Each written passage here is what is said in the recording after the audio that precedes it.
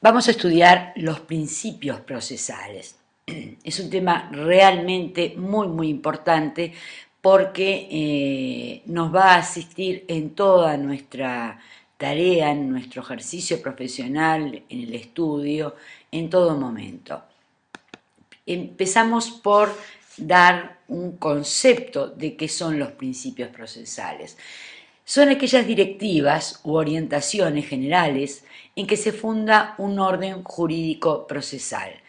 Cuando comenzamos el estudio del derecho procesal, dijimos, y al analizar la relación que había entre el derecho procesal, el derecho en general y la sociedad, dijimos que toda sociedad, cuando, digamos, se delineaba su propio ordenamiento jurídico, tenía en cuenta pautas o ideas o políticas que iban en torno a los valores primordiales que la sociedad había decidido darse para sí, ideales de justicia, de libertad, de seguridad, etc. Bueno, los principios son esas directivas en que se funda en concreto, porque vamos a estudiar los principios procesales, en concreto el orden jurídico procesal. Dice Yeltsin, son fórmulas que sintetizan el modo principal de ser y funcionar de un ordenamiento jurídico. Peirano, el autor argentino, Jorge Peirano, da una, digamos, usa una figura que es, a mi juicio, la más representativa de lo que son los principios. Dice, son el faro que ilumina al intérprete, son aquellas líneas directrices o orientadoras que rigen el procedimiento y el proceso, plasmando una determinada o la elección de una determinada política procesal en un ordenamiento jurídico determinado y en un momento histórico dado. Por eso elegí la figura, la foto esa del faro, porque como ustedes ven ilumina todo el entorno, todo el contexto, no solo la zona más próxima. De este modo, los principios procesales iluminan todo el ordenamiento jurídico procesal. Eso facilita, digamos, la interpretación, porque si yo tengo que interpretar una norma aislada, tengo que mirar cuáles son los principios que están por encima, allá encima la luz que sale de encima del faro, porque nunca una norma puede estar en desarmonía con el principio que está por allá encima. Lo mismo lo vamos a ver ahora, los legisladores, cuando tienen que dictar disposiciones, para que exista armonía y coherencia en el sistema, tienen que tener presente cuáles son esas líneas directrices que la sociedad ha elegido en particular. Por ejemplo, el concepto de igualdad que tenga la sociedad va a teñir de una forma u otra todo el contexto de normas que se dictan hacia abajo, con respecto a todas las líneas, digamos, que se decidan seguir. La importancia de estos principios es que las normas, en particular, siempre concretizan un principio, es decir, con esto quiero decir que es posible abrir cualquier disposición del código, de una ley que refiera a la materia procesal, vamos a poder encontrar en ellas, aunque sea uno de los principios que vamos a mencionar a continuación. Uno o más principios siempre están presentes en todas las normas. ¿Por qué? Porque son manifestaciones concretas de ideas más generales o de orientaciones más generales de las cuales está adoptada el ordenamiento. Así, el artículo 6 del Código General del Proceso establece que el tribunal deberá tomar a petición de parte o de oficio todas las medidas necesarias que resulten de la ley o sus poderes de dirección para prevenir o sancionar cualquier acción o omisión contrarias al orden o a los principios del proceso. De esto se ve la importancia que tiene en la actuación del tribunal esta guía, digamos, que está establecida de manera estable por el legislador o incluso por el constituyente.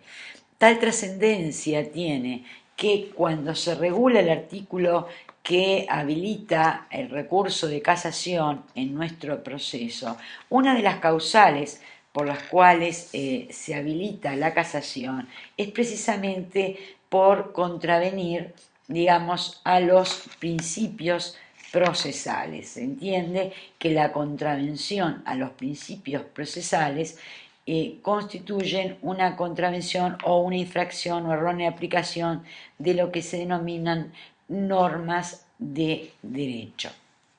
Bien, la naturaleza jurídica de estos principios son normas jurídicas.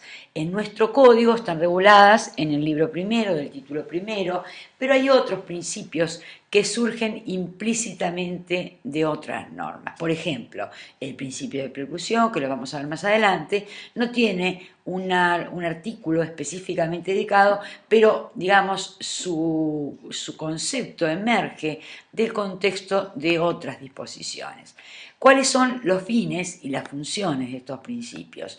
En primer lugar, son un importantísimo instrumento de interpretación, porque permite considerar el proceso como un todo racional y coherente. Y de esta forma, cuando interpretamos las normas, tenemos que ver, digamos, interpretarlas de tal forma que le demos un sentido de racionalidad y de coherencia al proceso y alejar cualquier interpretación que suponga una incoherencia con el resto del ordenamiento. También se señala que restringe las interpretaciones literales.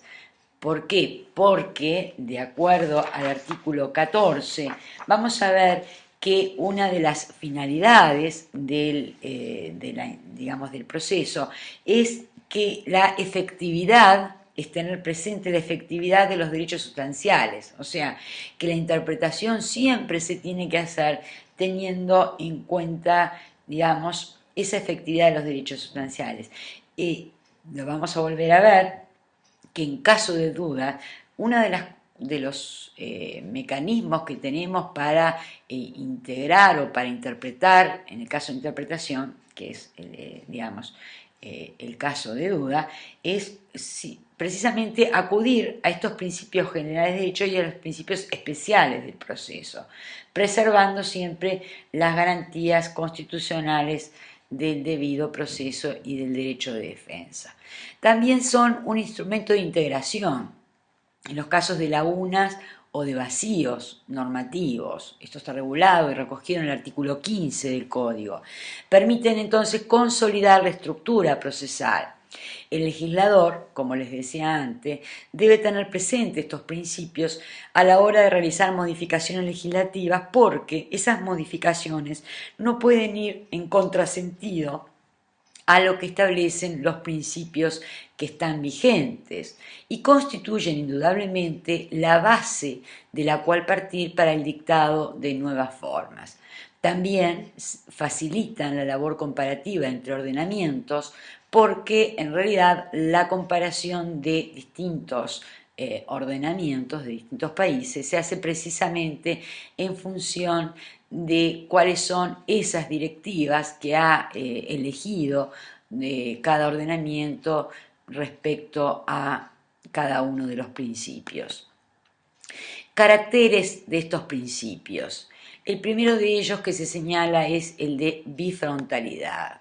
Significa que normalmente a cada principio le corresponde un opuesto al dispositivo, el inquisitivo, oralidad, escritura, público, secreto, etc. Vamos a ver que en los ordenamientos jurídicos en general la elección nunca es absoluta por un principio. No hay un ordenamiento que sea absolutamente guiado por el principio dispositivo o que estructure sus procesos absolutamente y únicamente en base al principio inquisitivo, ni tampoco ordenamientos en los cuales únicamente se aplica el principio de oralidad. Siempre va a haber algún acto escrito, sea la demanda, sea el registro, digamos, de la audiencia. Y lo mismo respecto de todos los principios. El otro carácter que se enuncia es el de dinamismo. ¿Por qué? Porque tanto el concepto como el elenco de los principios ha ido variando con el correr del tiempo. Es decir, el concepto se va adecuando con el transcurso del tiempo a las necesidades de la sociedad y, digamos, de los tiempos históricos correspondientes. Ya Chiovenda señalaba, por ejemplo, partía de la base de dos principios, del de igualdad y de economía. Vamos a ver ahora que el elenco de principios vigentes en nuestro ordenamiento jurídico es mucho mayor que estos dos. Otro carácter que se anuncia es el de practicidad, porque se dice que sirven a diferentes roles y a diferentes fines, es decir, son prácticos. La complementariedad supone que un principio normalmente arrastra a otro, es decir, cuando enunciamos un principio normalmente estamos diciendo que hay otros derivados a ese que también son aplicables, que son los llamados principios consecuenciales, ¿sí? Como consecuencia de. Por ejemplo, si decimos que rige el principio de oralidad, normalmente vamos a ver que también se va a aplicar el principio de concentración, porque si hay oralidad es porque se va a tratar de concentrar en un solo acto, en una audiencia, diversos actos procesales. Y además, si hay oralidad, normalmente hay publicidad. Digamos, el secreto es la excepción. Si hay oralidad, normalmente va a haber inmediación, es decir, la presencia del juez junto a los demás sujetos, porque no otro es el sentido de que rija el principio de oralidad. Luego, un tema, a mis efectos personales, un tema muy importante desde el punto de vista práctico es la jerarquía de los principios, es decir, si existe o no existe una jerarquía de principios.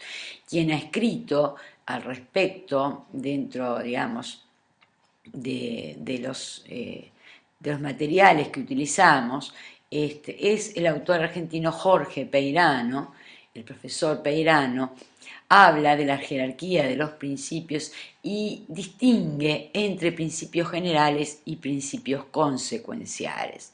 Principios generales son aquellos que son abstractos, generales, anteriores lógica y cronológicamente. ¿Por qué? Porque normalmente comenzamos por enunciar abstracciones. Luego, con el devenir del tiempo, la complejidad de los actos procesales y demás, y de la actividad en general, y la complejidad de la relación jurídica procesal que se traba, normalmente se van enunciando nuevos principios que son derivados de esos generales. En consecuencia, los principios consecuenciales son principios más concretos, son posteriores en el tiempo porque nacen como un derivado, como una consecuencia de un principio general, y están implicados normalmente en una idea eje, que esa idea eje obviamente es un principio general. Por ejemplo, un principio general es el principio de economía procesal. Principios consecuenciales del principio de economía son el principio de celeridad, el de concentración, el de preclusión, el de acumulación eventual, que ahora más adelante vamos a estudiar. Bien, con este tema de la jerarquía hay que ir viendo caso por caso. Pero nos puede pasar que cuando estemos ante un caso práctico o estemos estudiando un determinado punto, normalmente a raíz de algún caso práctico que se nos presenta, tenemos o se nos presenta lo que puede llegar a ser un conflicto entre dos normas o incluso estando frente a una norma podemos no darnos cuenta verdaderamente cuál puede ser el sentido. Quizás se preste a una interpretación ambigua para un lado o para el otro. Siempre en derecho dicen que hay dos bibliotecas. Bueno, imaginemos que estamos frente a una norma y que no tenemos muy claro, digamos, para qué lado debemos ir o cuál es la interpretación que debe prevalecer. Digamos, Ante un conflicto de normas, la sugerencia de Peirano es que si el principio es consecuencial y estamos frente a otro principio general, si el conflicto es, repito, entre un principio consecuencial y un principio general, debe prevalecer el principio consecuencial.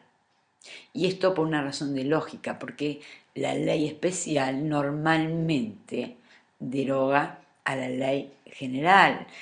Si hay un principio consecuencial es porque se ha profundizado en el estudio y en consecuencia, si se lo dota de rango de principio, o sea, de directriz o de orientación, es porque los caracteres que se enuncian cuando digamos, se dota a ese principio del carácter, valga la redundancia, de principio, debe prevalecer esos lineamientos sobre el principio general.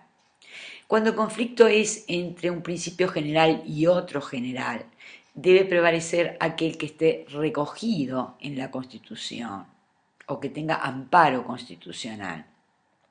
Si el conflicto es entre dos principios consecuenciales, va a prevalecer el consecuencial que esté amparado o recogido por la Constitución. Esto es igual que en el caso anterior. Cuando tengo dos principios, pero que son de diferente rango y que no tienen ninguna vinculación lógica aparente, debemos atender al menos abstracto, precisamente por aquello de que lo especial, digamos, en principio deroga lo general, excepto que este principio consecuencial sea anterior al general. Si, digamos, tenemos que ver el último en el tiempo en este caso, si hay dos de rango distinto, entonces vamos a ir por el menos abstracto, o sea, por el consecuencial, pero si después del consecuencial se, digamos, aprobó o se recoge un principio más general, en ese caso sí prevalece el general. Si el principio consecuencial es anterior al general constitucional, entonces va a privar el general constitucional simplemente por la jerarquía, digamos, donde está amparado, que es la norma máxima, ¿verdad? La Constitución. Nuestro código recoge una cantidad de principios, consagra una cantidad de principios y vamos a mencionarlos, algunos de ellos: dispositivo, el inquisitivo, oralidad, escritura, inmediación, concentración, debido proceso, igualdad, bilateralidad y contradicción, moralidad, formalismo, legalidad de las formas, economía, celeridad, publicidad, preclusión, eventualidad, adquisición, doble instancia o instancia única en tribunales colegiados. Algunos de estos tienen el rango de principio general, otros el rango de principio consecuencial. Algunos están consagrados expresamente en el código, sobre todo en la primera parte del código. Otros están consagrados indirectamente. Empecemos por el mayor de todos los principios, que es, y el más importante, el principio del debido proceso. Es un principio que se entiende estar recogido en nuestra Constitución en el artículo 12.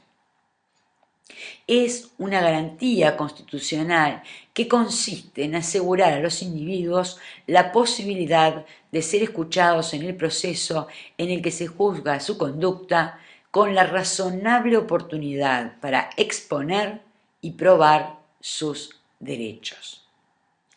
Se requiere entonces un proceso, no un mero procedimiento, no una serie de actos, digamos, concatenados en el tiempo, sino la oportunidad. Precisamente eso es lo que diferencia el proceso del procedimiento. Privar de estas garantías equivale a privar del derecho sustancial. El debido proceso tiene como contenido, en primer lugar, la igualdad de oportunidades, lo que a su vez, digamos, da paso al principio de bilateralidad o contradicción, que se resume en una frase, en un latinazgo: audiatur et altera pars, óigase a la otra parte. Esto supone la posibilidad de que la otra parte sea oída, no necesariamente que la parte sea concurra y hable. A ver si me explico.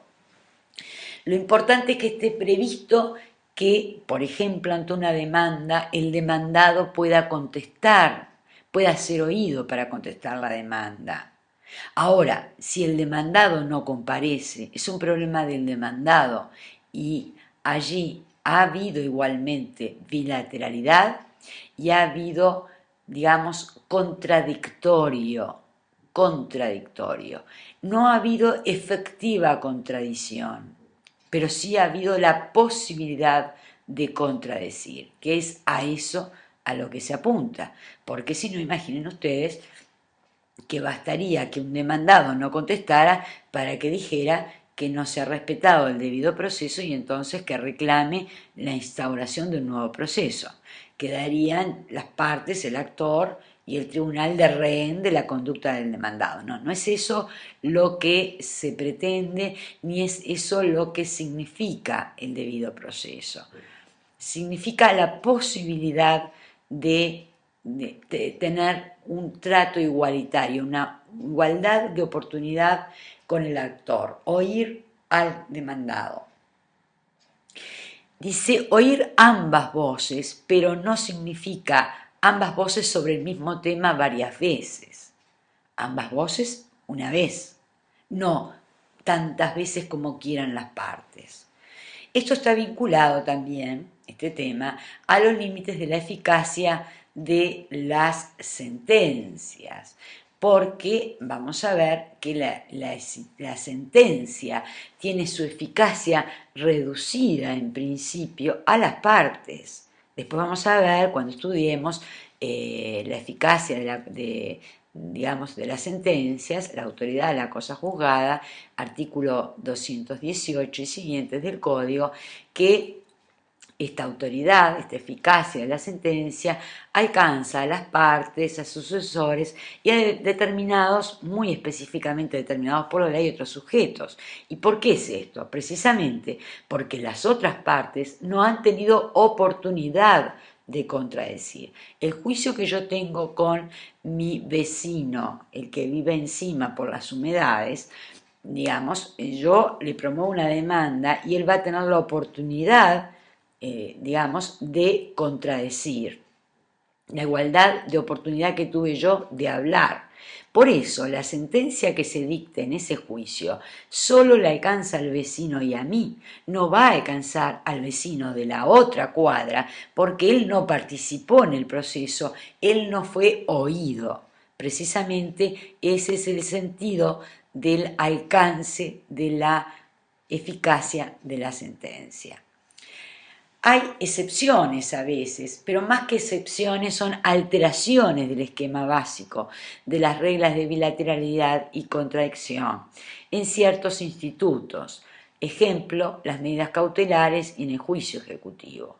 Cuando estudiemos medidas cautelares vamos a ver que cuando la parte solicita al tribunal que trae una medida cautelar, ejemplo, que trae un embargo, si le avisara al demandado que le van a embargar, probablemente el demandado se insolventaría antes de que se efectivizara la medida.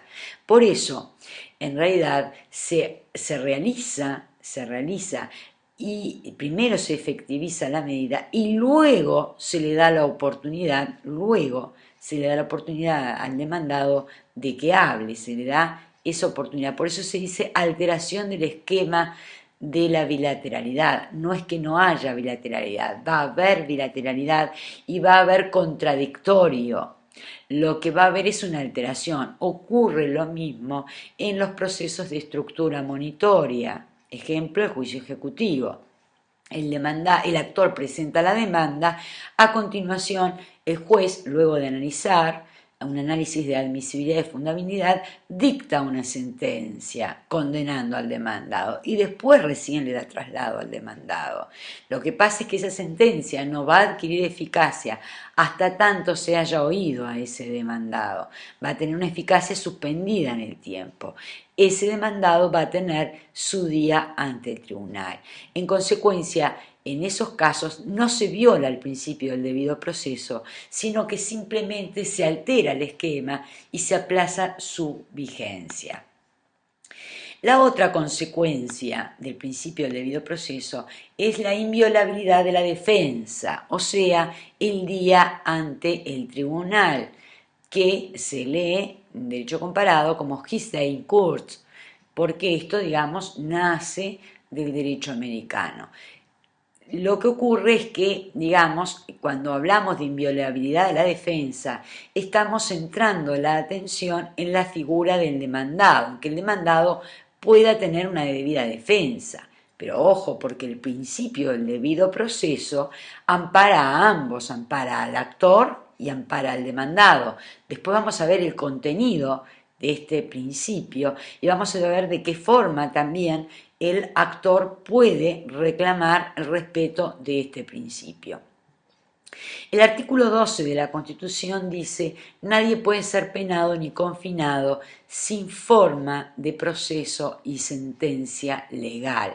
Esta frase, esta expresión, proceso y sentencia legal, forma de proceso y sentencia legal, es lo que se entiende desde larga data como la consagración del principio del debido proceso. También se interpreta que emerge del artículo 11.1 del Código cuando plantea la posibilidad de acudir a los tribunales, sea a plantear problemas concretos o a defenderse de las soluciones o de las peticiones, digamos, de la solución reclamada.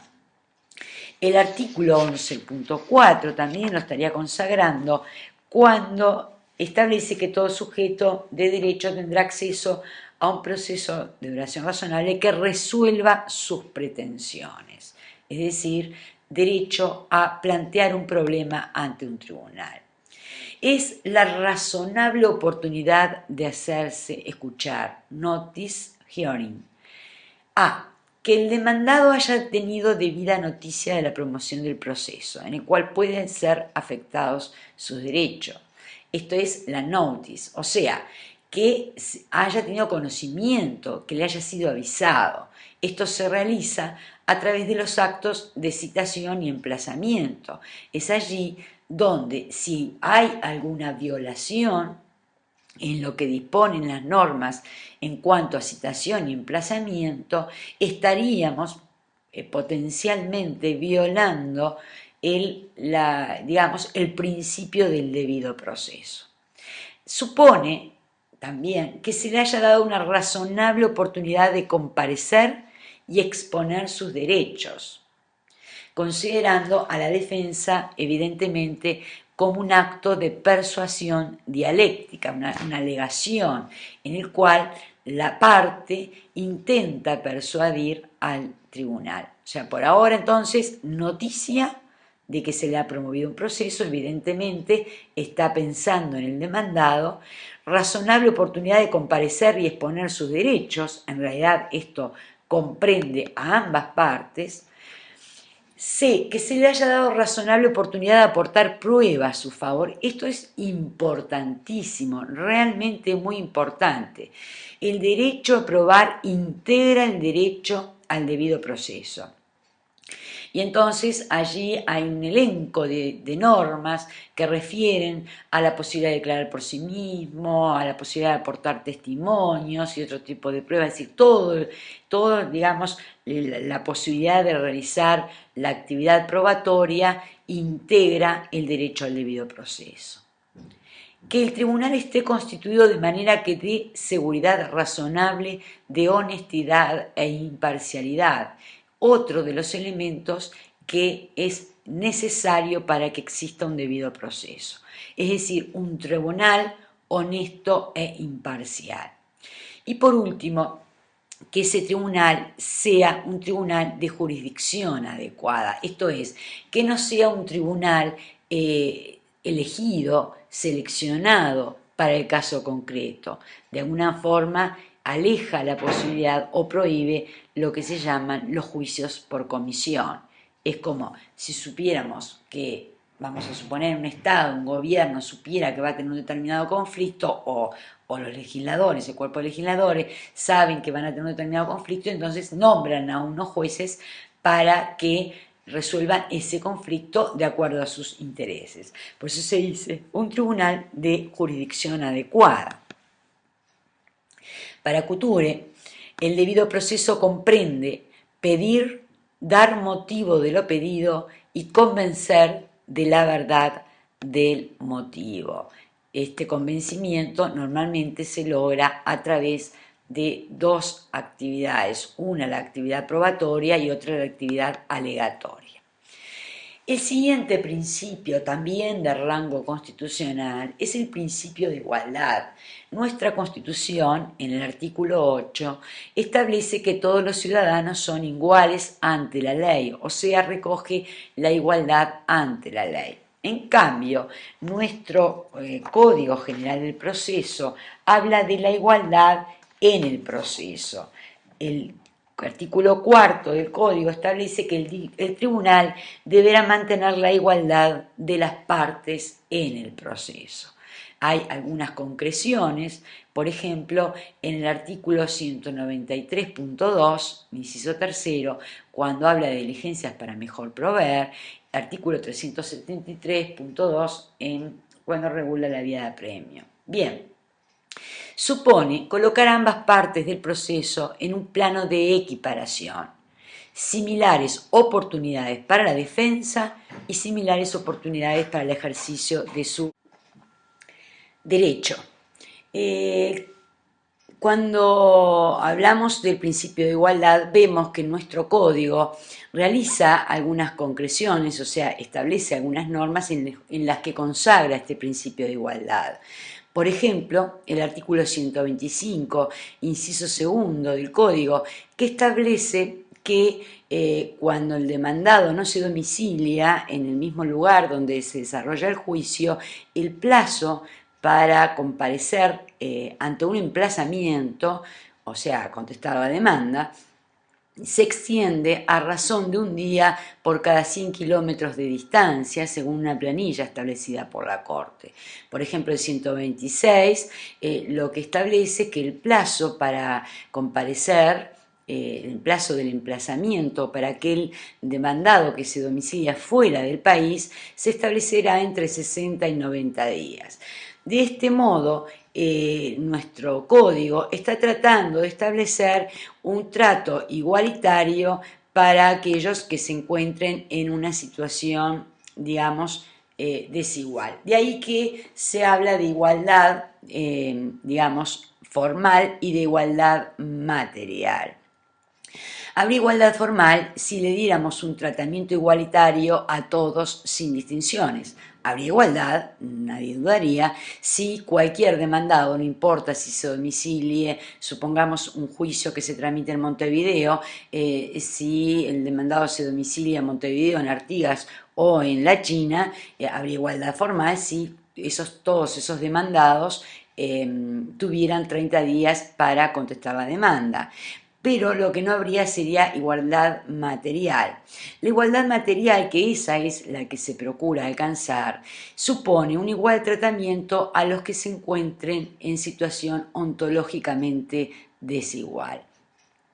Por eso, cuando se plantean inconstitucionalidades ante la Suprema Corte de Justicia, alegando la violación del principio de igualdad, la Corte sistemáticamente ha dicho que respetar el principio de igualdad no significa tratar a todos por igual, porque eso sería, digamos, un respeto del principio de igualdad en sentido formal, sino que significa tratar igual a los que se encuentran en la misma situación y tratar desigual, de diferente modo, a aquellos que se encuentren ontológicamente desiguales. Lo importante para lograr esta igualdad material es que aquellos que se encuentren en una posición desigual integren en sí una única categoría.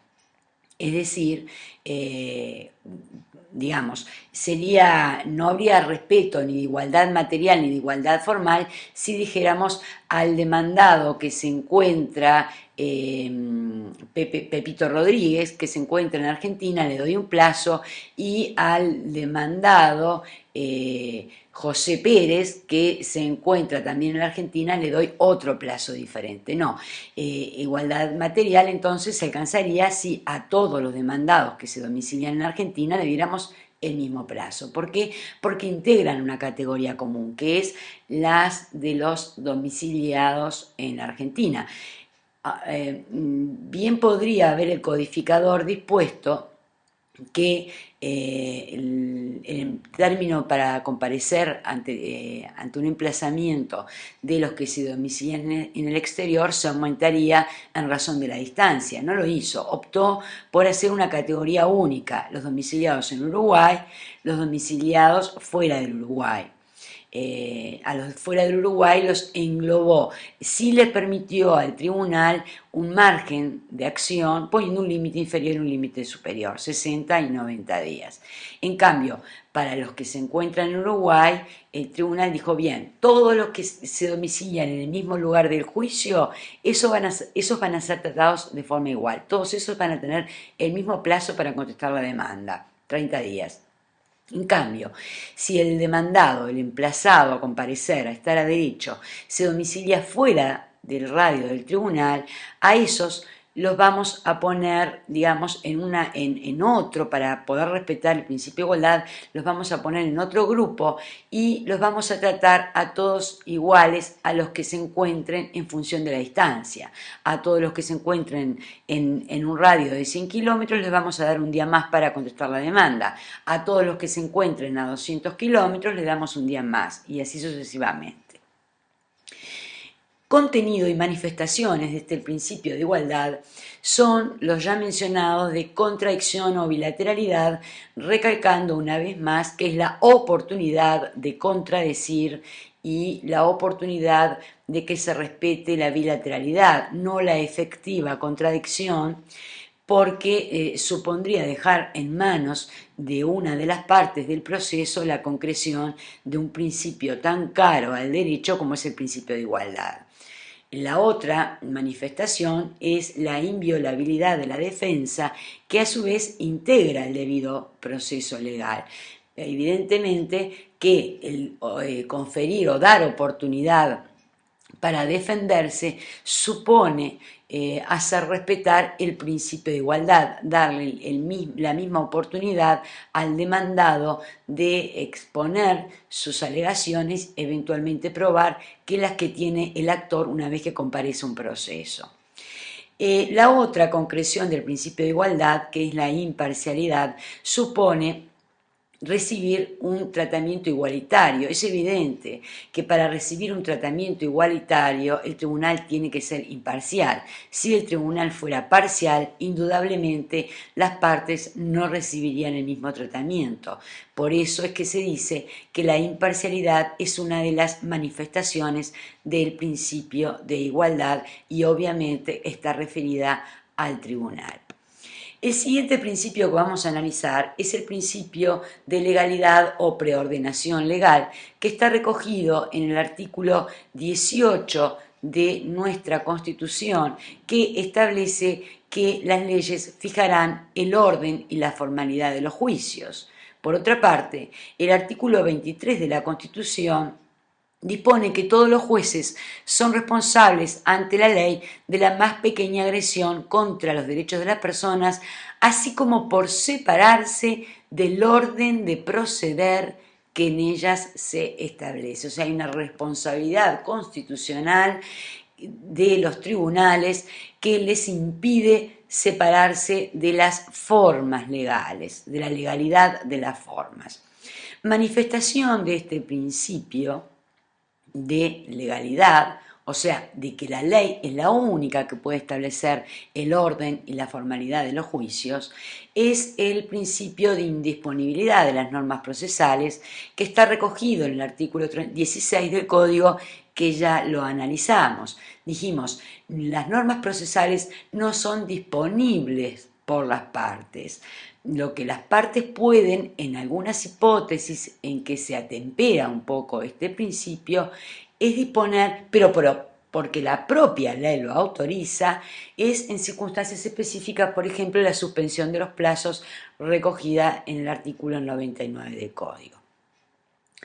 Como una atenuación de este principio de legalidad, se menciona la instrumentalidad de las formas, que es algo que vamos a estudiar cuando analicemos los actos procesales. Vamos a ver cuáles son los principios que regulan los actos procesales y uno de ellos precisamente es la instrumentalidad de las formas, que están recogidos, digamos, de alguna forma en el artículo 14, inciso primero del Código. Recuerden que es el que habla, que dice que la finalidad del proceso es hacer valer los derechos sustanciales de las partes.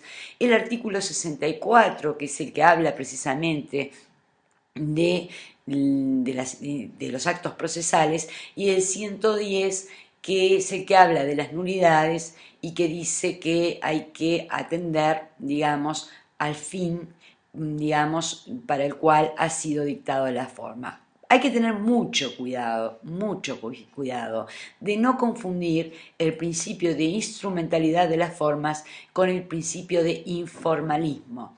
Parecen similares, pero no son iguales.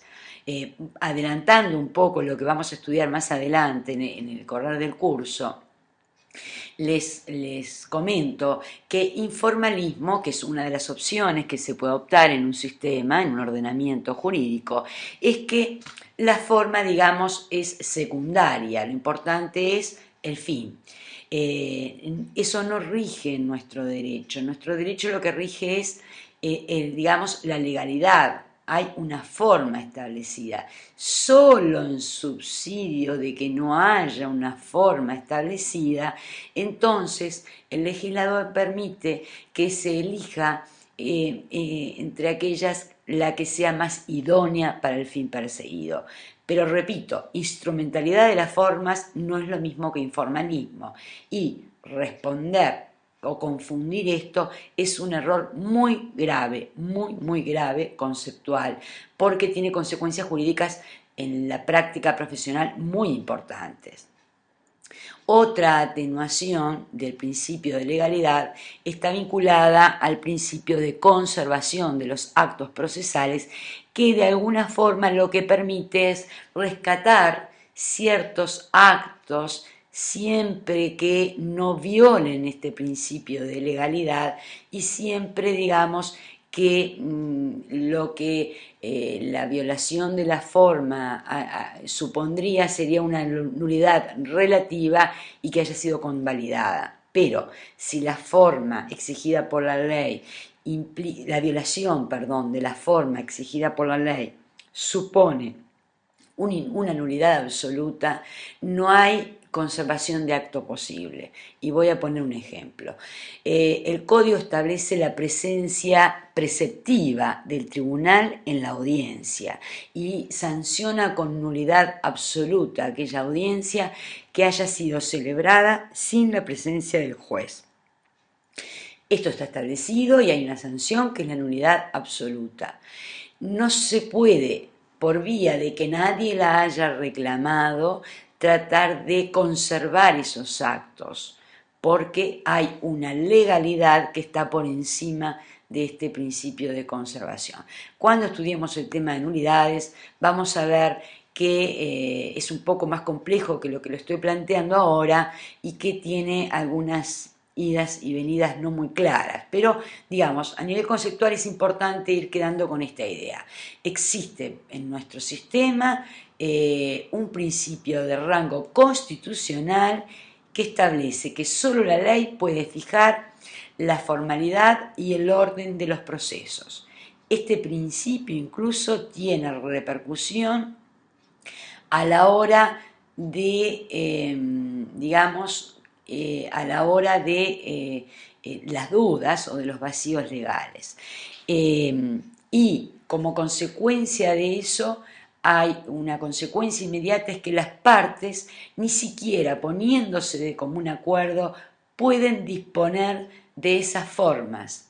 excepto que la propia ley lo autoriza, porque como la ley es la que fija el orden y la formalidad de los juicios, la ley puede permitir que, entre comillas, digamos, no haya un orden o haya una cierta, digamos, disponibilidad de esa forma por, digamos, en manos de las partes. Hay, como decía, diferentes sistemas a nivel, digamos, de teoría. El sistema de una libertad de las formas o un sistema de legalidad de las formas. El Uruguay rige la legalidad de las formas.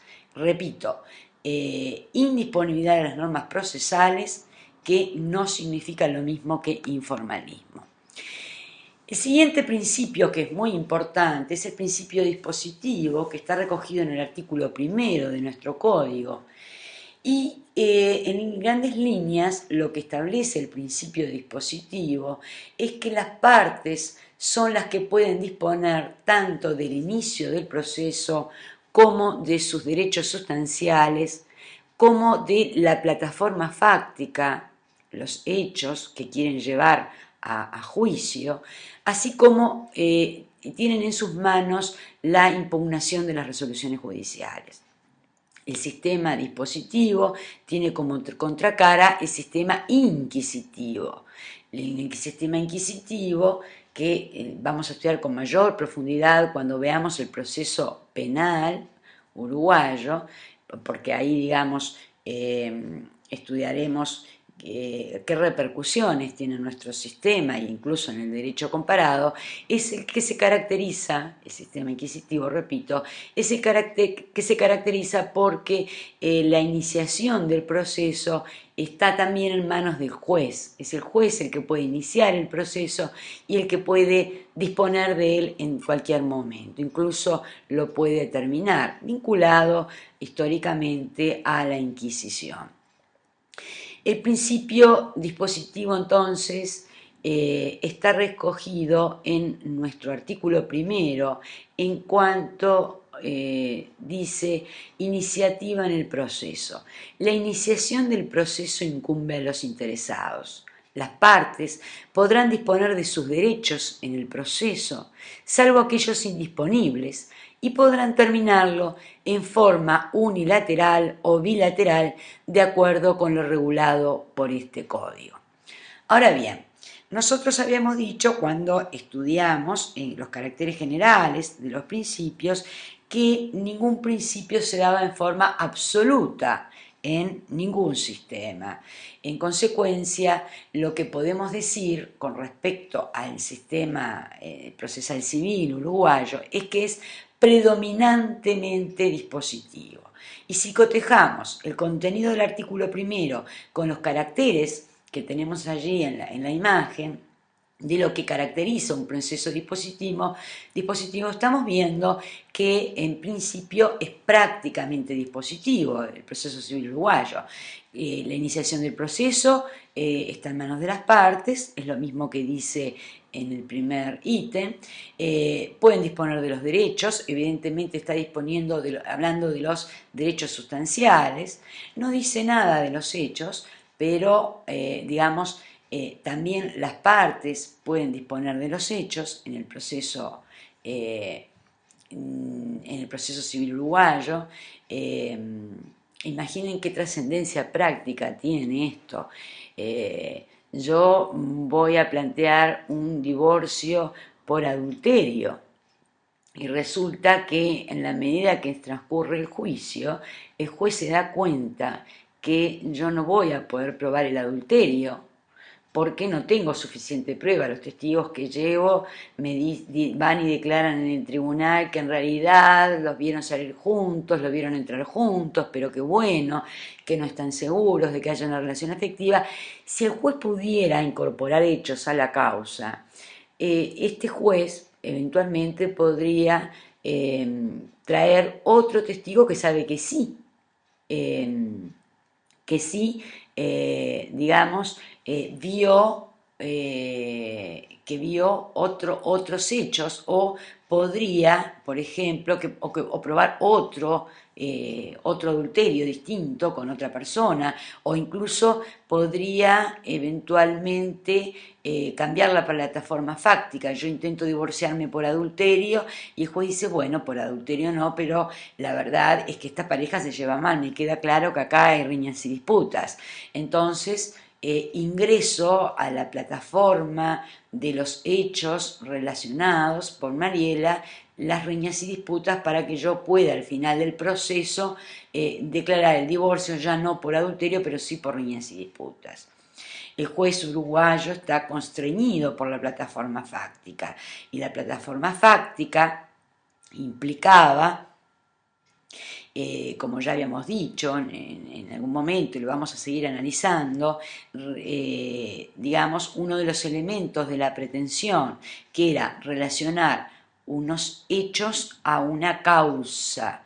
Entonces, yo cuento que mi cónyuge me ha sido infiel y que eso ingresa en la hipótesis de una norma que establece que se puede pedir, solicitar el divorcio y disponer el divorcio por la causal de adulterio. Evidentemente, si el juez pudiera alterar esa plataforma fáctica, podría traer, digamos, al proceso otros hechos, las riñas y disputas, y eventualmente cambiar esa causa petente, esa causa de pedir del adulterio, cambiarla a las riñas y disputas. Bien. Retomando el tema, entonces, en nuestro sistema, que es un sistema predominantemente dispositivo, la iniciación del proceso incumbe a los interesados. Las partes pueden disponer de sus derechos en el proceso. Es decir, yo puedo renunciar a mis derechos, puedo transar mis derechos sustanciales, no procesales, puedo transar mis derechos, y lo mismo, digamos, el demandado.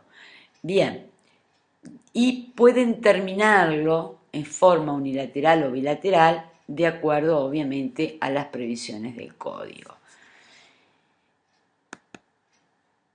El otro principio que es importante, que digamos le da un poco de sentido a lo que es, digamos, el procedimiento, es el principio de impulso procesal, que de alguna forma está mencionado en el artículo 1 y está recogido en el artículo 3 del Código, que establece que, promovido el proceso, el tribunal tomará de oficio las medidas tendientes a evitar su paralización y adelantar su trámite con la mayor celeridad posible. Se distingue entre lo que se llama un impulso inicial y un impulso subsiguiente. Se dice entonces que el impulso inicial, que es el de empezar el proceso, es el que está en manos de las partes, en función o en virtud del principio dispositivo. Las partes son las que pueden dar el impulso de iniciar el proceso, por eso impulso inicial. Las partes son las únicas que pueden promover el proceso en materia civil. En cuanto al impulso subsiguiente, es bien claro, el código dice promovido el proceso, es el tribunal el que de oficio tiene que tomar todas las medidas tendientes a evitar su paralización. Una vez este impulso, entonces, una vez promovido el proceso, pasa a estar o a ser responsabilidad del tribunal. El tribunal va a estar, digamos, de alguna forma protegido por ciertos mecanismos, que son el establecimiento de la perentoriedad de los plazos o la improrrogabilidad de los plazos, la inmediación, la concentración, la celeridad, etc. Es decir, hay una serie de disposiciones que permiten que el tribunal, digamos, pueda dar celeridad al proceso. A su vez, el código también regula las facultades que le corresponden a los actuarios, digamos, en el cumplimiento de esta obligación de, digamos, colaborar con el proceso. Bien, el principio de autoridad es el que está regido en el artículo 2 del Código General del Proceso, que establece que la dirección del proceso está confiada al tribunal, el que la ejercerá de acuerdo con las disposiciones de este código. En función de este principio de dirección del proceso, incluso el tribunal debe reencauzar el proceso para aquellos casos en que digamos, el que se le presenta no lleva el tracto que realmente corresponda. El numeral tercero del artículo 24 establece que el tribunal está facultado, en realidad tiene el poder de ver, de dar al proceso el trámite que legalmente corresponda cuando el requerido aparezca equivocado. A su vez, por el artículo 6 del Código, el tribunal deberá tomar, a petición de parte o de oficio, todas las medidas que resulten de la ley o de sus poderes de dirección para prevenir o sancionar cualquier acción u omisión contrarias al orden o a las formalidades al orden, o a los principios del proceso. Bien, este principio de ordenación del proceso de alguna forma está indicando una de las potestades que tiene el tribunal tendientes precisamente al impulso del proceso. Otro principio que está estrechamente vinculado a la figura del tribunal es el de inmediación, que está regulado en el artículo 8 del Código General del Proceso. El artículo 8 establece que tanto las audiencias como las diligencias de prueba que así lo permitan deben realizarse por el tribunal, no pudiendo éste delegarlas so pena de nulidad absoluta, salvo cuando la diligencia deba celebrarse en territorio distinto al de su competencia. Esta norma es muy importante y les ruego que presten especial atención y traten de retenerla en la memoria, porque, digamos, es materia de pregunta frecuente y es materia de error frecuente. El tribunal no puede delegar ni, digamos, la celebración de audiencias, ni tampoco el diligenciamiento de la prueba, porque solamente puede, so pena de nulidad, delegar la recepción de prueba cuando esa prueba se tiene que diligenciar en un territorio distinto al de su competencia.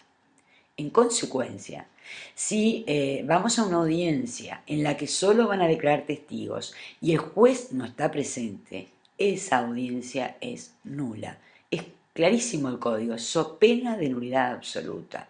La única forma posible en que el tribunal no esté en una audiencia de testigos es porque los testigos tengan que declarar ante otro juez porque se hallen en un territorio diferente, y siempre que eso esté permitido en el proceso, en un territorio diferente al del tribunal que está entendiendo la causa. Lo mismo, si hay una reconstrucción de un hecho, si hay que hacer, digamos, una inspección ocular, el juez tiene que ir personalmente, so pena de nulidad. Entonces, no asociemos la presencia del juez únicamente para los casos en que se tiene que llevar adelante una audiencia en la que no hay prueba. No, el tribunal tiene que estar presente so pena de nulidad en audiencias, incluso en aquellas en que se recepciona o se diligencia prueba. Vamos a llamar audiencia, y esto es importante que lo sepan, a cualquier acto que se celebre en el decurso del proceso con la presencia del tribunal. Esto es, el código prevé, por ejemplo, una audiencia en el proceso ordinario, una audiencia preliminar y una audiencia complementaria. Si, por razones, digamos, de índole probatoria, el tribunal tiene que trasladarse al domicilio de un testigo porque, digamos, es de avanzada edad y no puede concurrir a la sede a declarar, o si el tribunal tiene que trasladarse a un sitio para hacer una inspección ocular, ese acto que, digamos, se realiza con la presencia del tribunal se llama audiencia. Entonces, audiencia es todo acto que se celebra con la presencia del juez. Y, como contrapartida, todo acto en el que debiera estar presente el juez, su ausencia acarrea nulidad absoluta. ¿Qué se procura con esto? Se procura el contacto directo del juez con las partes y los demás participantes del proceso. La verdad, ha sido una innovación de nuestro código con respecto al sistema anteriormente vigente, anterior al año 1990, y que tiene notables ventajas. Notables ventajas. Es muy difícil para los testigos mentir al juez. No es posible, pero difícil. Es muy fácil para un juez darse cuenta con la presencia de las partes delante quién está asistido de alguna razón o de más razón. Es altamente conveniente y altamente fructífero a los efectos de la justicia, de alcanzar, digamos, la verdad en el proceso, este contacto directo entre las partes y el juez. Y además propicia instancias conciliatorias, instancias de advenimiento entre las partes. En consecuencia, este principio está bastante vinculado, obviamente, al principio de oralidad. El siguiente principio que vamos a estudiar es el principio de moralidad recogido en el artículo 5 del Código, que establece la buena fe y lealtad procesal. Las partes, sus representantes o asistentes y, en general, todos los partícipes del proceso ajustarán su conducta a la dignidad de la justicia, al respeto que se deben los litigantes y a la lealtad y buena fe. El tribunal deberá impedir el fraude procesal, la colusión y cualquier otra conducta ilícita o dilatoria. Bien, llamo a la atención en este artículo que regula la conducta no solo de las partes, sino de todos los partícipes del proceso. Está hablando incluso, dice, de sus representantes, de los asistentes. Está hablando, obviamente, de los abogados, está hablando de los testigos, está hablando de los peritos, está hablando de todos aquellos que participan del proceso. ¿Y qué deben hacer estos partícipes? Ajustar, dice, su conducta a la dignidad de la justicia, al respeto que se deben los litigantes y a la lealtad y buena fe. Además, impone al tribunal el deber de impedir el fraude procesal, la colusión, que implica el acuerdo de colusivo, o sea, con mala intención, con intención fraudulenta de las partes entre sí, y cualquier otra conducta ilícita o dilatoria. Por ejemplo, hay colusión cuando un supuesto acreedor ejecuta a un supuesto deudor para insolventar al supuesto deudor y tratar de perjudicar a otros acreedores de ese deudor que no es tal. Bien, se puede decir que la moralidad es un conjunto de reglas de conducta que están presididas por un imperativo ético, que es el de ajustar el comportamiento de todos los sujetos del proceso, ¿verdad?, a la dignidad de la justicia. Por eso es importante volver a recalcar que el CGP no distingue de sujetos.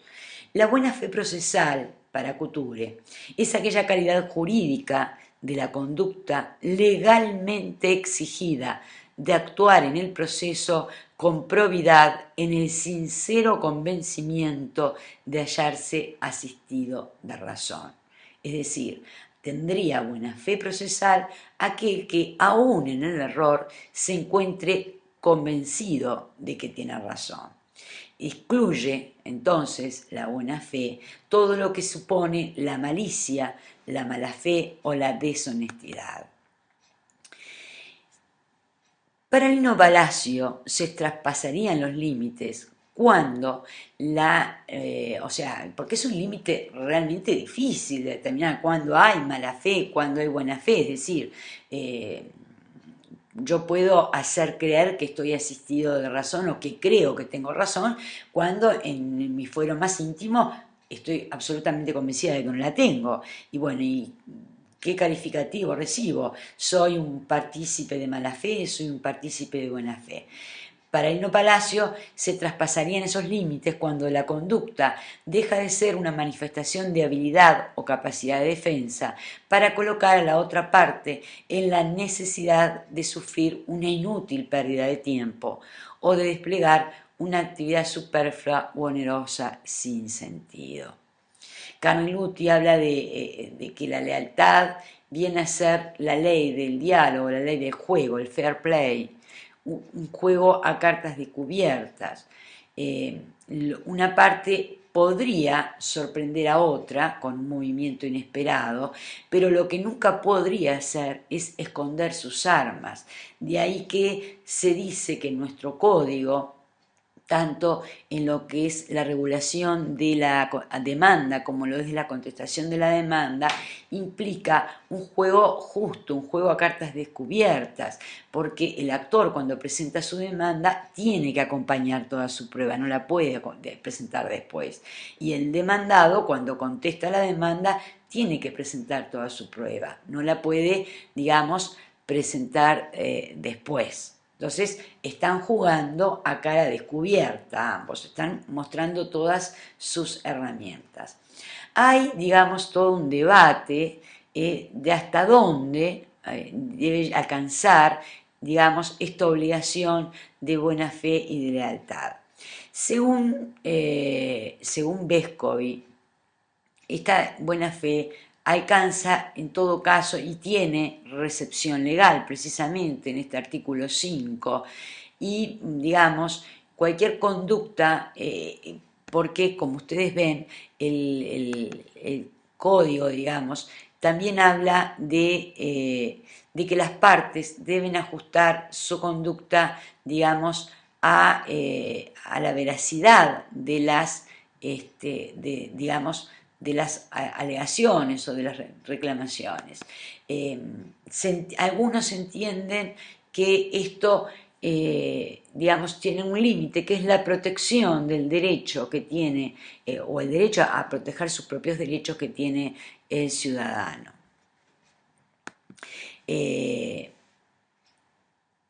Lo importante sería, digamos, que esa actuación se realice sin subterfugios, es decir,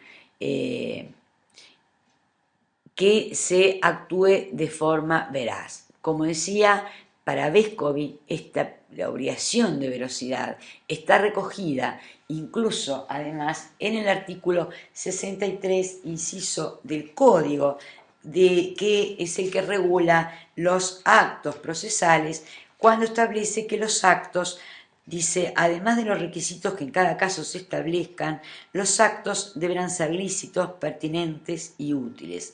Habrán de ser realizados con veracidad y buena fe, y tener por causa un interés legítimo. Entonces, para Vescovi, esta obligación de verdad está consagrada en nuestro código y no estaría permitido, digamos, faltar a la verdad. Tiene respaldo en doctrina de Peirano. Y hasta donde alcanza el abogado también está cansado por ese deber de verdad. Tiene que ir a exponer el abogado, digamos, la parte que sabe que no es favorable a su cliente. en aras de plantear la verdad. Bueno, allí hay todo un debate fundamentalmente planteado entre un lado por los que ejercen la profesión en carácter de abogados, que dicen que en realidad está bien actuar de frente, está bien la buena fe, pero no existe un deber legal de decir verdad, digamos, sino que los actos deben ser realizados, digamos, con veracidad, los actos, pero que no hay el deber, la obligación o el deber, dicho más técnicamente, de decir verdad. En la vereda de enfrente, obviamente, se encuentran todos los magistrados que dice que ese deber de decir verdad sí, digamos, tiene un rango legal y que está implicado en este principio de buena fe y lealtad, o en este principio de moralidad. Hay algunas figuras vinculadas al deber de decir verdad que refieren a la reticencia, a la obrepción y a la subrepción. Reticencia es cuando me callo. Después cuando estudiemos, digamos, la obligación que tiene el demandado, o mejor dicho, para hablar correctamente, la carga que tiene el demandado al contestar la demanda, precisamente él debe pronunciarse categóricamente y el silencio, o sea, su silencio, el código dice, así como sus respuestas ambiguas o evasivas, serán consideradas como, digamos, aceptando lo que plantea el actor, serán valoradas en su contra. En consecuencia, el código en algunas situaciones le da, digamos, un valor al silencio o a la reticencia y de alguna forma procurando precisamente alcanzar este deber de veracidad. Lo importante es que, digamos, no se obstruya la marcha del proceso con lo que en Uruguay llamamos chicanas. Una chicana es una dilatoria. Y también evitar el fraude procesal que constituye una maquinación tendiente a obtener un provecho ilícito. Hay algunas disposiciones del código que, digamos, mencionan el tema del fraude, el artículo 5 que acabamos de ver, el artículo 54 que establece la posibilidad incluso de suspender el proceso hasta por 40 días para convocar a aquel que se vea afectado por un fraude, el 25 que regula las responsabilidades de los magistrados, el artículo 281 en sede de recurso de revisión y el 114 cuando habla de la nulidad por fraude. El otro principio que debemos analizar es el principio de publicidad regulado en el artículo 7, que establece que todo proceso será de conocimiento público, salvo que expresamente la ley disponga lo contrario, o el tribunal así lo decida por razones de seguridad, de moral o en protección de la personalidad de alguna de las partes. O sea, la regla entonces es la publicidad y tiene que haber una decisión expresa y, digamos, esa decisión expresa se tiene que fundar en razones de seguridad, en razones de moral o en protección de la personalidad de alguna de las partes. Imagínense que se estuviera divorciando alguna personalidad de jerarquía de nuestro país, obviamente no es de interés que se divulgue. Por eso es que el código ya, digamos, establece algunas causas por las cuales la regla es la opuesta, o sea, digamos, la reserva o el secreto. No serán de conocimiento público los procesos que se traten las situaciones previstas en los artículos 148, que es precisamente el divorcio, 187 y 285 del Código Civil, que es la pérdida de la patria potestad, y sigue mencionando algunas otras disposiciones. No obstante, el tribunal podrá decidir la publicidad del proceso siempre que las partes consintieran en ello. O sea, establece la regla inversa en este segundo párrafo. Resumiendo, la regla es la publicidad, salvo digamos, que haya una ley que disponga lo contrario o una resolución del tribunal fundada en las razones que da el artículo 7. Ya de antemano está anticipando, con rango de ley obviamente, algunos procesos en que la regla es la opuesta, es la reserva, sin perjuicio de que esa reserva se podría llegar a levantar si las partes lo autorizan porque les interesa la publicidad del proceso. El siguiente principio que vamos a analizar es el derecho al proceso, que lo vamos a volver a ver cuando estudiemos el tema de las situaciones jurídicas y en particular la jurisdicción, que es el derecho al proceso consagrado en el artículo 11 de nuestro código. Esta norma es realmente muy importante y conviene tenerla siempre presente en el ejercicio de toda la profesión. El artículo 11 establece que cualquier persona tiene derecho a acudir ante los tribunales a plantear un problema jurídico concreto. Aquí evidentemente está hablando del actor. A cualquier persona entonces tiene derecho a acudir ante los tribunales a plantear un problema jurídico en concreto, la acción, u oponerse a la solución reclamada. Aquí estamos ya pensando en la figura del demandado, y a ejercer todos los actos procesales concernientes a la defensa de una u otra posición procesal. Está pensando en ambos, en actor y en demandado. Y el tribunal requerido tiene el deber de proveer sobre sus peticiones. Para promover o controvertir útilmente las pretensiones, es necesario invocar interés y legitimación en la causa. El interés del demandante puede consistir en la simple declaración de la existencia o inexistencia de un derecho, aun cuando éste no haya sido violado o desconocido, o de una relación jurídica, o de la autenticidad o falsedad de un documento. También podrá reclamarse el dictado de sentencia condicional o de futuro. En consecuencia, esta norma está posibilitando la solicitud, dice, la simple declaración de existencia o inexistencia de un derecho, una acción declarativa. Aún dice cuando éste no haya sido violado o desconocido. Claro, el límite es que el tribunal no es un abogado para que vayamos a plantearle cualquier problema jurídico. Tendremos que demostrar y cumplir los demás requisitos que establece el código, que son los que acabamos de ver en el numeral anterior. Invocar interés y una legitimación en la causa, ¿verdad? Dice, también podrá, y esta es la parte de la norma que casi ni se recuerda habitualmente en el ejercicio de la profesión, reclamarse el dictado de sentencia condicional o de futuro. O sea, yo puedo pedir que se me dicte una sentencia para aplicarse en el futuro. Evidentemente, también, lo analizaremos más adelante, tiene que cumplir con todos los requisitos para que esto sea procesable.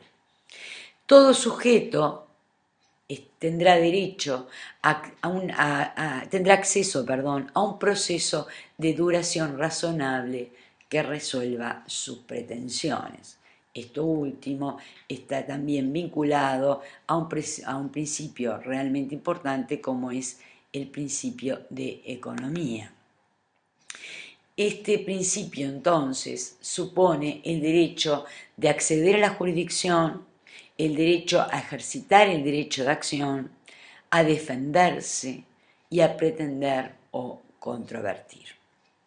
Pasamos ahora entonces a estudiar el principio de economía procesal, que es uno de los grandes principios, uno de los principios generales.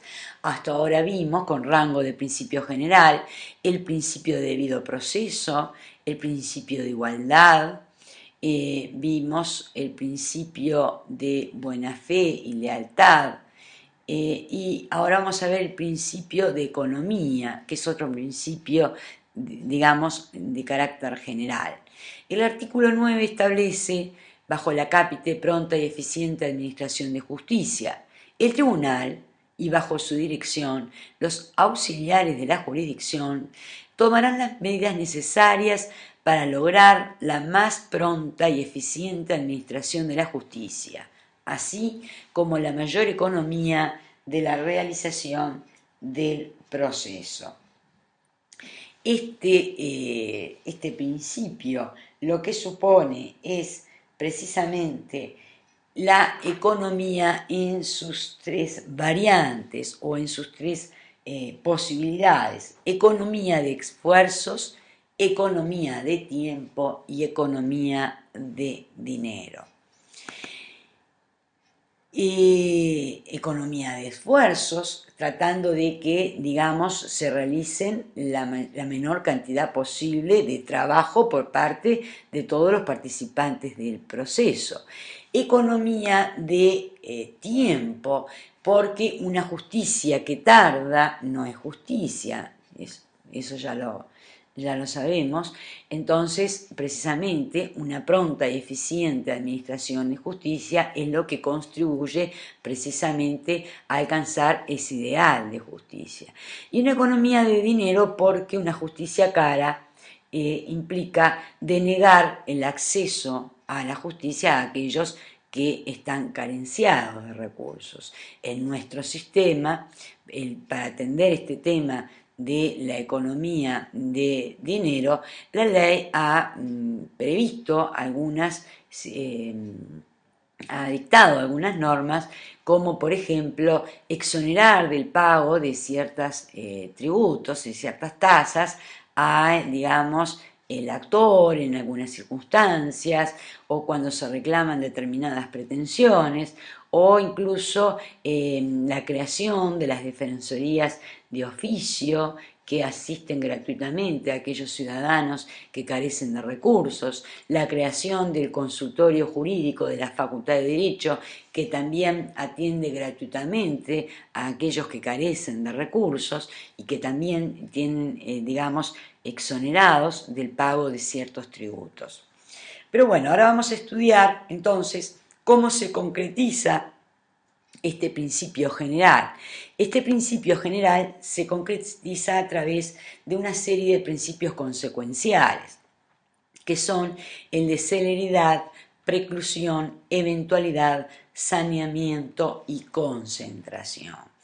El principio de preclusión es precisamente uno de los pocos principios que no está recogido, digamos, expresamente en nuestro código, pero que sí emerge del contexto del código.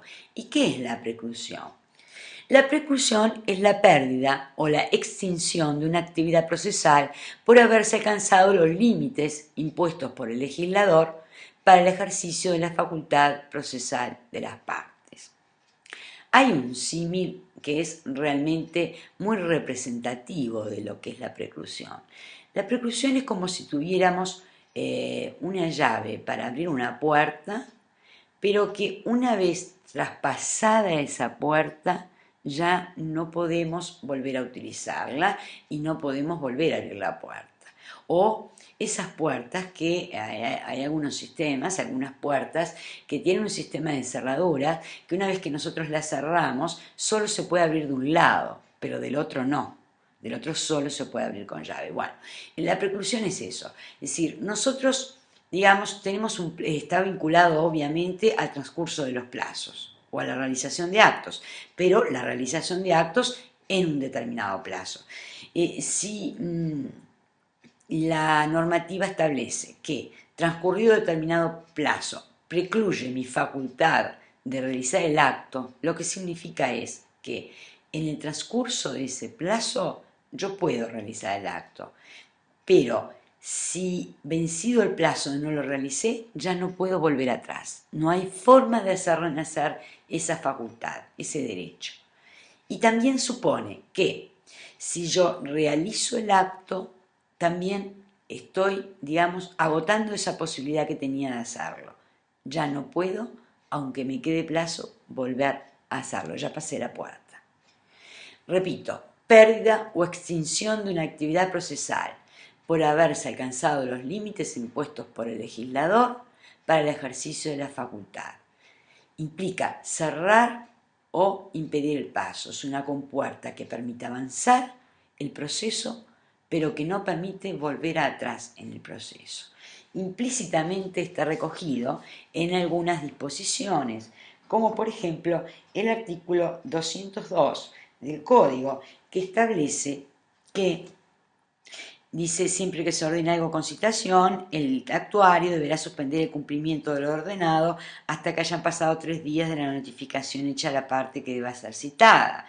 Esta podrá deducir oposición dentro de ese término, vencido el cual precluirá su facultad impugnativa. Pasados los 3 días no puede volver a impugnar, digamos, de aquello que se dispuso o se ordenó con citación, las famosas providencias con citación. Y así, digamos, hay una serie de normas que establecen lo mismo. Precluido el plazo, precluye la facultad. Como consecuencia, entonces, no se puede realizar válidamente esa actividad procesal porque es incompatible con otra que ya se consumó o que ya, digamos, precluyó el plazo para hacerlo. En consecuencia, repito, el término preclusión es un término que les debería generar muchísimo respeto, y con humildad diría miedo, porque todo aquello que precluye es aquello en lo que no se puede volver atrás. Entonces, de ahora en más, todo aquello que estudien en el decurso de un proceso, cuando ustedes tengan por delante una disposición que diga precluye la facultad o precluye el ejercicio para plantear o para ejercer la facultad, por favor, remárquenlo, porque es algo en lo que puede verse involucrada vuestra responsabilidad profesional en el ejercicio. El siguiente principio, que es el principio de celeridad, que refiere a hacer en el menor tiempo posible, por eso se habla de economía de tiempo, que obviamente al haber economía de tiempo, celeridad es entonces realizar un acto en el menor tiempo posible. Indudablemente repercute en la economía de esfuerzos y repercute en la economía de gastos, porque un proceso más corto es un proceso menos oneroso para cualquiera de las partes involucradas. Tienen allí la cita de un sinnúmero de artículos que recogen este deber de celeridad. O el principio más bien de celeridad. El siguiente principio, que es el principio de concentración, está regulado en el artículo 10, que establece que los actos procesales deberán realizarse sin demora. De alguna forma, cuando habla sin demora, está hablando del principio de celeridad, tratando de abreviar los plazos cuando se faculta para ello por la ley o por el acuerdo de partes y de concentrar en un mismo acto todas las diligencias que sea menester realizar. O sea, la primera parte de este artículo, si bien se denomina concentración, de algún modo está hablando de la celeridad, está hablando de realizar actos sin demora, abreviando plazos. La segunda parte es la que habla más en concreto de la concentración. Dice concentrar en un mismo acto todas las diligencias que sean menester realizar. Entonces, como concepto de concentración, diríamos que es la reunión de la mayor cantidad posible de actividad procesal en el menor número posible de actos procesales, evitando la segmentación del proceso.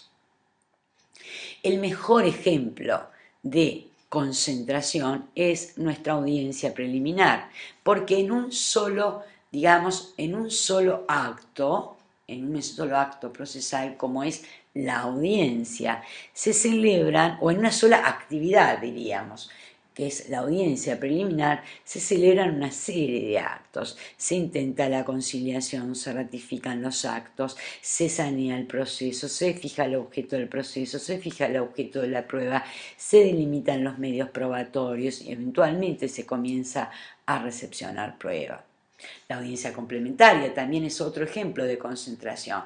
Se recepciona la prueba que no hubiera, no se hubiera recepcionado en la audiencia preliminar, se producen los alegatos y en principio se dicta sentencia. En consecuencia, como ven, habrá concentración siempre que haya en una determinada actividad procesal se concentre un número importante de actos. Y habrá celeridad cuando, digamos, se realicen actos sin demora, cuando se abrevien plazos, cuando se restrinjan los plazos.